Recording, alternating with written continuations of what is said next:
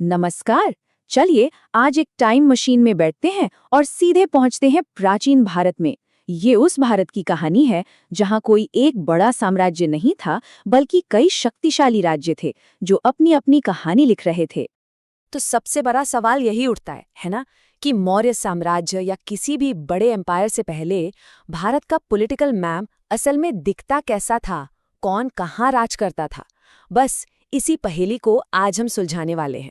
अच्छा, उस दौर को समझने के लिए एक शब्द जानना बहुत जरूरी है, महाजनपद। इसका सीधा सा मतलब है महान राज्य या ग्रेट किंगडम। ये वो 16 बड़े बड़े राज्य थे जो 6ठी से 4ठी शताब्दी ईसा पूर्व के बीच मौजूद थे। और सच कहूं तो इन्हीं राज्यों ने उस जमाने के भारत की नींव रखी थी। और सबसे कमाल की बात क्या है पता है? जितने भी पुराने ग्रंथ हैं, सब एक ही नंबर पर आके रुक जाते हैं, 16। जी हाँ, 16 महाजनपद। यही थे उस दौर के पावर प्लेयर्स जिन्होंने पूरा पॉलिटिकल स्टेज सेट किया था। तो चलिए एक एक करके इनकी दुनिया में चलते हैं। अपनी यात्रा की शुरुआत हम गंगा के उपजाऊ मैदानों से करते हैं।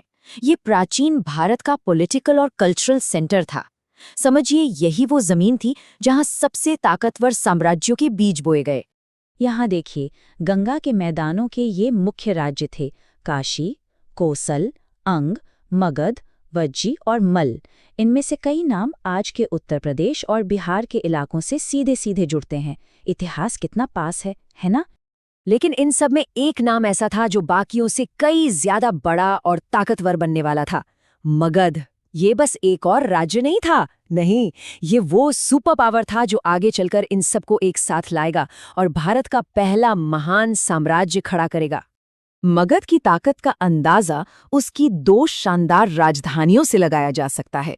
एक थी राजगृह, जो पहाड़ियों से घिरा एक तरह का नेचुरल किला थी, और दूसरी बनी पाटलिपुत्र, जो आज का पटना है। और यही पाटलिपुत्र आगे चलकर कई साम्राज्यों का दिल बनी। और देखें, इतिहास कैसे हमारे आसपास ही जिंदा है। वो जो प्राचीन काशी महाजनपद था ना, वो आज भी हमारे साथ है, वाराणसी के रूप में। दुनिया के सबसे पुराने शहरों में से एक। कितना गहरा और सीधा कनेक्शन है, जरा सोचिए।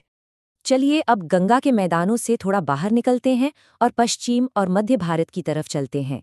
देखते हैं कि वहाँ पॉलिटिकल सीन कैसा था। यहाँ हमें राज्यों का एक और दिलचस्प ग्रुप मिलता है: चेदी, वत्स, कुरु, पांचाल, मत्स्य और शूरसेन।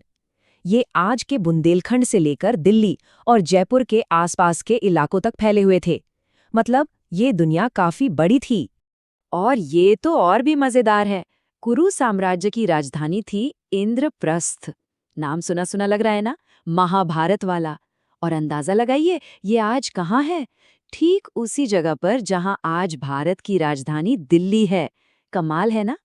इसी तरह मत्स्य साम्राज्य को देखिए। इसकी राजधानी थी विराटनगर, और आज ये जगह जुड़ती है एक बहुत मशहूर शहर जयपुर से। जो लोग राजस्थान को जानते हैं, उनके लिए तो ये इतिहास को छूने जैसा है। अब हम अपने इस पुराने नक्शे के किनारों तक पहुंचते हैं, उत्तर पश्चिम की सीमा पर और दक्षिण में इकलौते महाजनपद पर नजर डालते हैं कि वहां क्या चल रहा था। ये है हमारे आखिरी 4 राज्य: अश्मक, अवंती, गांधार और कंबोज।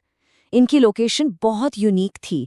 ये या तो भारत को बाकी दुनिया से जोड़ रहे थे या फिर सभ्यता को नए इलाकों तक पहुंचा रहे थे। इनमें गांधार बहुत खास था। इसकी राजधानी थी तक्षशिला, जो आज पाकिस्तान में है। तक्षशिला सिर्फ पढ़ाई लिखाई का बहुत बड़ा सेंटर नहीं थी, बल्कि ये भारत और सेंट्रल एशिया के बीच कल्चर और ट्रेड का एक अहम गेटवे भी थी। और फिर आता है अश्मक। ये गोदावरी नदी के किनारे बसा था और इसकी एक खास बात थी, ये विंध्य पहाड़ों के दक्षिण में इस दौर का इकलौता बड़ा राज्य था। ये इस बात का सबूत है कि सभ्यता की जड़ें दक्षिण भारत में भी कितनी गहरी फैल रही थीं। तो इन 16 राज्यों की कहानी से हम क्या सीखते हैं?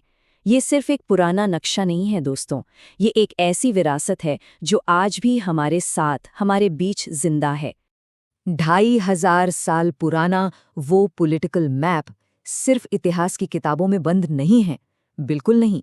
उसी मैप ने आज के कई शहरों और इलाकों की पहचान बनाई है। काशी बन गया वाराणसी, इंद्रप्रस्थ की जगह पर दिल्ली है, और मगध का इलाका आज का बिहार है। ये जड़ें बहुत गहरी हैं।